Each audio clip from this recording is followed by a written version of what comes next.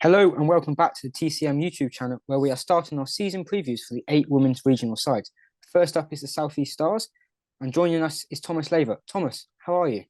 All right, thank you. Looking forward to the start of the season. Great stuff. First of all though, let's start by looking back at the 2022 campaign. 2 semi-final defeats in both the Rachel Hale Flint and the Charlotte Edwards Cup for the South East Stars. As a whole, what did you make of the season for them? Well, it's quite perverse to say for a side that made it to 2 semi-finals, but I think we underperformed. If you look at 2021, we won the Charlotte Edwards Cup. We were really challenging for the Rachel Hale Flint as well. And I think this year we just suffered a bit with injuries, some loss of form, and international call-ups. We had so many players that were taken away mid-season, such that by the end in September, we were dealing with quite a lot of people who started the year in the academy. And other people who weren't sort of first picks for the team early on in the season. So I think we could have done better. I think we could have gotten to those finals. We could have taken at least one of the trophies. And it's sad that we couldn't, but that's what it was on the day. Watching the eliminator, it was very much a case where for the Charlotte Edwards Cup that we just didn't win it. We got nowhere near enough of a total by losing those quick wickets, and it's a miracle we took it to the 20th over. That shows the power that is in our bowling unit. Nice stuff. You touched on the bowling unit there. What did you make a few key players in that, such as the under-19s, Alexa Stonehouse and Rhiannon McDonald-Gay? What did you make of those 2 performances across the summer? Well, so I first saw Rhiannon McDonald-Gay last summer playing for Kent, and I sort of watched her, and she was opposite Alice Davison-Richards, and I could just see that there's a real, line between the two of them, where they're both really hard-hitting all-rounders, both strike bowlers that sort of bowl seam, and you just have to really be impressed by the development of Rhiannon McDonald-Gay over the course of the year. She's broken into the South East Stars team. She scored a List A half-century near the end. And really impressed for England development as well, with a really impressive 6 for 13 or something? It was ridiculous against India. So we're taking some really, really top order players with her. So I think she's looking like one of the major prospects for this year to continue developing and to become a real staple of the South East Stars team. Alexa Stonehouse, I was also really impressed by. She started the year really well. She didn't do particularly well in the Under-19 World Cup compared to some of the other seam bowlers, but they were really good pitches, so that's perhaps understandable why. But no, I think she's also developing really well and off some late order runs as well. She came away with a 30 from a match in the end of the Rachel Hale Flint last year. Nice stuff, but unfortunately one bowler is leaving the bowling department as such from last summer in Eva Gray. She's gone to the Sunrisers. How big of a loss is that? So only took 9 wickets in the ODI stuff last year. So I was really disappointed to see her go. Watching her for the Oval Invincibles, for instance, you really see what skills she has as a death bowler. She was used very smartly by Jonathan Batty during the 100, because that is where her expertise really lies. She doesn't have as much pace as some of the other bowlers, but she thinks through everything. She has such execution on the slower balls, on the Yorkers, and it's a shame to see her go. But it's understandable because South East Stars is a team filled with such talent that it's hard to offer everyone consistent game time, and Eva Gray just wasn't getting that, and she'll get that at the Sunrisers. So whilst I'm sad to see her go, I can very much understand it. Cool. Also, Chloe Brewer left to Central Sparks, but on a more positive note, several players signed up to new contracts with ECB's new scheme. Got Ailish Cranstone, Bryony Smith, Danny Gregory, Alice Davison-Richards, Paige Schofield coming from Southern Vipers, and then first deals for Kira Chaffley, Phoebe Franklin, Kaylee Moore, Alexa Stonehouse, Emma Jones, and Rhiannon McDonald-Gay. Touching on Paige Schofield signing there, that's a big addition for South East Stars, isn't it? No, that's a real coup. You're right. She's a really solid all-round player. If you sort of watch her, she's always scoring 20s, 30s, 40s for the Vipers, and then taking 2 or 3 wickets as well. And the South East Stars is really a team that loves its all-rounders. You've got people like Emma Jones, Kaylee Moore, Alice Capsey, Bryony Smith, Alice Davison-Richards. They're all players who offer something else with the ball as well as the bat. And if you look at the Charlotte Edwards Cup last year, we were consistently having 7 or 8 bowlers just because the team is so invested in that sort of all-round package. And Paige Schofield really offers that.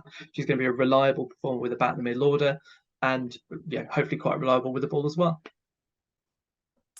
Excellent stuff. Just touch on one of the other players who got a contract there, Kalia Moore. She had a fantastic year, especially in the Charlotte Edwards Cup, averaging over 40 with the bat and then 8 wickets too. How do you think she can build on that year going into this summer? Well, not get injured is the first part, because she had a very unfortunate injury, basically the very first day of the 100, while she was training with the Northern Superchargers, managed to break her ankle or something like that. But she's back this year. I think one of the things that I would really like to see from Kalia Moore, because she is superb with the ball, she is a three-phase spinner, which is very rare to see, where she can be relied on at the death, in the power play, and throughout the innings. The thing I'd like to see is her improving with the bat. And whilst she can, whenever she's put up the order, she does regularly get scores of 30, 40, 50. They are a bit slower. So she's used a bit as a pinch anchor almost, where if the team does collapse, she's there to sort of provide stability. But what I really want to see is her at 4 or 5 able to hit 50 or 30 rather than 50 or 40. So that's what I would really like to see from her this year. And I think she will. I think she is developing with the bats, and will continue offering that skill set to really stake a claim to be one of the main players for the Stars. Excellent. Another player returning from injury for the Stars is Tash Farrant, one of 4 centrally contracted players you've got there. She's going to want to be pushing for a spot in that Ashes squad. How excited are you to see her back at full fitness? It's going to be great, not least for the fact that she offers so much as captain, as well as three-phase bowler. She's offers the left arm angle. She's a really interesting left arm hitter down the order. So I think she scored some really quite fast runs down at 9 or 8 during the 2021 Charlotte Edwards Cup. So I think she has a lot to offer. During the power play, she can just blow people away. It's really impressive to see her when she is at full tilt, and it is a shame that we didn't have her last year. I think if we had even just Tash Farrant back, I think we might have ended up blowing away more sides more cheaply, and perhaps getting through to the final. I think for what she offers with the ball, very important, and as captain, or if they do want to leave the captaincy with Bryony Smith, just as a senior leader within the dressing room. Excellent. As I alluded to as well, there's 3 other players who got centrally contract by England: Sophia Dunkley, Alice Capsey and Freya Davies. And we spoke before, there's a nice big block before the Ashes squad will be named where these players can play for them. How big is that for South East Stars to get their campaign rolling in both competitions? Oh, it's going to be great. Like, you imagine that some of them will take some time off. So Sophia Dunkley, I think particularly because she's in fair break at the moment, will want to take some rest in the very first few games of the season. But for the Charlotte Edwards Cup, it looks like they're going to have just full availability of everyone, barring injury. And that is the major touchwood, because as South East Stars saw last year, that can wipe out a good portion of your squad. But yes, they're going to really want to be challenging to get in. Alice Capsey as well, I hope that she's going to be on real top form, which she has been for England. And Dunkley as well, she's been blasting it away, scoring 50 off 20 balls during the WPL. It was truly astonishing. And she can replicate that form, then no one's going to stand in the South East Stars' way. On Capsey, though, she really wasn't on particularly good form at the start of last season. So you saw this for Surrey and you saw this for the Stars. She was just going quite slow, getting out cheaply. And even with the ball, wasn't quite as much of a performer as she used to be. And she ended up being shoved up and down the order as a result, sometimes opening, sometimes at 4. She really suffered for that. So if we can have her back this year, I think that'll be a major addition if she can just perform at average Capsey levels, which are themselves astonishing, rather than the sort of second season issues that she had last year. In terms of Freya Davies, I think she's also going to have a major chip on her shoulder. I think you saw during the 100 draft that some of the teams just weren't drafting her until the very end of sort of round 6. And it was astonishing that the London Spirit didn't pick her up at that sort of 18,750 band. They took someone like Sophie Monroe instead, which she's a great bowler, but Freya Davies plays for England. She's an astonishing power play talent. She's can also perform really well at the death and has performed consistently for England. So I think she's going to have a point to prove to get back into that Ashes squad, in part because she knows that people like Freya Kemp and Tash Farron are going to be coming back from injury, and she might not get much of a chance if she can't put in the performances early on. So yeah, I think having just a lineup with Farron, Capsey, Dunkley, Davies, and ADR and Bryony Smith have also played for England in the last year. So we've got just a massive backbone of international talent to our team, which is going to be so exciting to see, particularly at the start of the season. Could that international backbone lead to success this year, or along with that young talent you've alluded to earlier as well, mixed in with it? I think certainly it can get us to at least another semi-final, or maybe even a final. I really hope that we do get to winning a trophy again, and I think that is a reasonable expectation they will probably have of themselves, to take one of the trophies, particularly with all of the talent that they have. But there's also value to having these international players just around the squad. So ADR and Tash Farron are really well known as quite helpful voices in the dressing room. Alice Capsey, just after the 100, was talking about the fact that Alice Davison-Richards have been so good at just integrating her into the dressing room, into the team, and making sure that they feel comfortable. Because if you have a player who has a brilliant few games, they need to be developed and they need to be integrated. Otherwise, you're not going to get long-term performance from them. So having people like Farron, Dunkley, and Capsey around the younger players of the squad is going to be really helpful for developing their game. And I think that's something that they perhaps suffered from a bit last year, so that they didn't have those players. So people like Kira Chatley were sort of getting into the team and going out there, but they didn't necessarily have people they could bounce ideas off who were of England pedigree. So Bryony Smith was holding them together at times and would have been a wonderful captain, as was ADR coming in and out. But having that international talent just to talk to and to develop with will be really helpful to not only the names who were playing last year, but also the academy names and the other people like Jemima Spence, who want to be breaking into the team, but haven't quite done that yet. Nice stuff. And another thing you mentioned before we started was you had some lineups written down with England stars and without. Do you want to go through them, give what your thoughts are on them? Yeah, so it's quite difficult to work out, given one, how many professional players that the South East Stars have when you account for both the 11 contracted players, and it's 11 at South East Stars because Surrey have funded an additional one, which is, that's where the money should be going into the women's game, as well as the fact they've got those 4 centrally contracted players on top. So for the T20 squad, I think there's actually just a lot of competition for places, but I've got Dunkley and Bryony Smith opening, Alice Capsey at 3, and that's basically England's T20 opening right there. At 4, you've probably got Eilish Cranston. Ironically, despite being the highest run scorer in the Charlotte Edwards Cup last year, I think she could struggle to get into the team this year unless she makes some big performances. We saw her struggling a bit at the back end of last season as her sort of wrist injury seems to be coming back.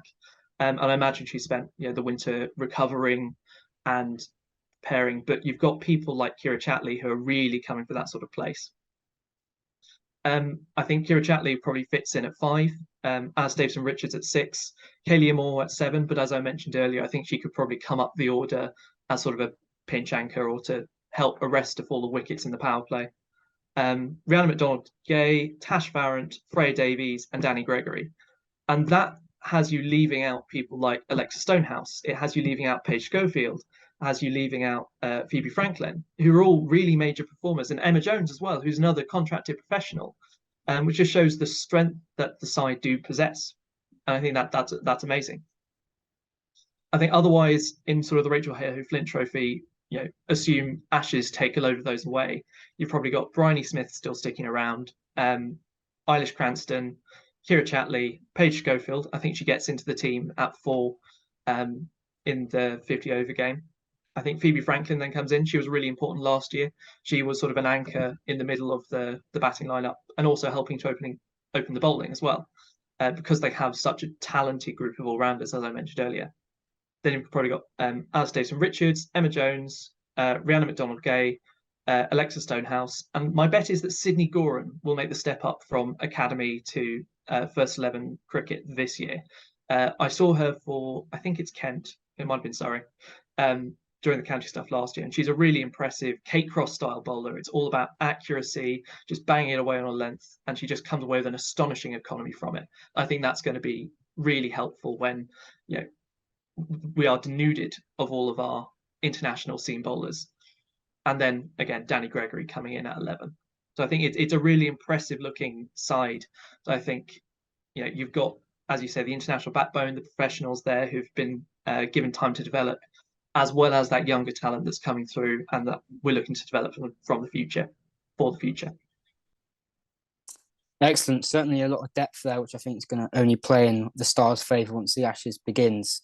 Let's get on to the fun bit of the preview now and predictions for this summer for both competitions. Let's start with the Rachel Heo Flint. How do you see it going for the Stars?